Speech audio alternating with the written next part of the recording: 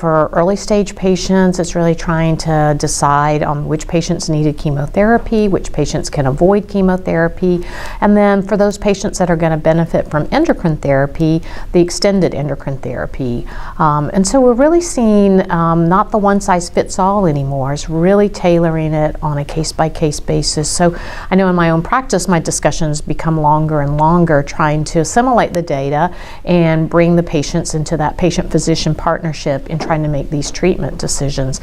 I think in the metastatic setting, we see the ability also to try to refine our treatments. And so as we see more and more trials with niche populations in the metastatic breast cancer setting, we are learning that genomic profiling of breast cancer tumors are extremely important in the metastatic setting, even in the first-line setting, even for the hormone-positive patients. We had updates on the SOLAR-1 data that was initially presented at ESMO and looking at the importance of PI3 kinase mutations. And even though that was involved in the PI3 AKT mTOR pathway with everolimus and the Bolero-2, now we have that SOLAR-1 data that shows that yes, there's benefit from these targeted agents, and this is a reason to profile to identify patients with the PI3 kinase mutations. We see that exciting data with now immunotherapy for the first time.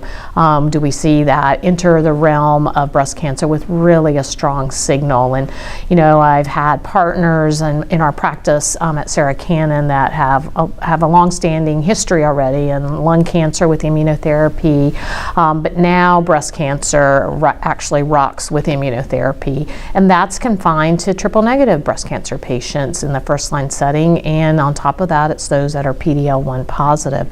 And so we are really learning to tailor our treatment recommendations for different subtypes, the presence of different mutations in the breast cancer, and really making those treatment decisions that are really hinging on having that data available.